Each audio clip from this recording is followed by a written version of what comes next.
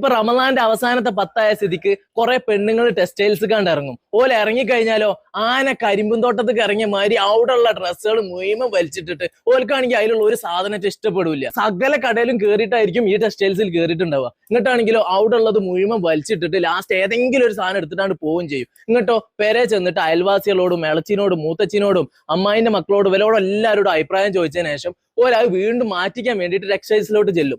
അവിടെ ചെന്ന് കഴിഞ്ഞാലോ വീണ്ടും പഴയ മാതിരിയുള്ള സാധനങ്ങൾ മുഴുവൻ വലിച്ചിറക്കിയിട്ടിട്ട് ഇങ്ങനെ നിൽക്കുന്ന സമയത്ത് കൂടെ ഉള്ളവർ ചോദിക്കുക ഓല എന്തിനാ അങ്ങനെ ബുദ്ധിമുട്ടാക്കണേ? അപ്പൊ ഓല് പറയുന്ന ഒരു വർത്താനുണ്ട്, ഓല പണി തന്നെയല്ലേ. നിങ്ങൾ ഒരു കാര്യം മനസ്സിലാക്കണം താത്താരെ, ഓല് നോമ്പൊക്കെ നോറ്റിട്ടായിരിക്കും കേട്ടോ ഈ വരുന്നുണ്ടാവുക.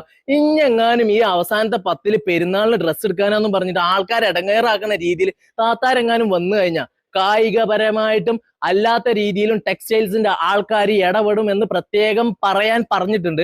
അതുകൊണ്ട് ബി കെയർഫുൾ. ഓക്കെ.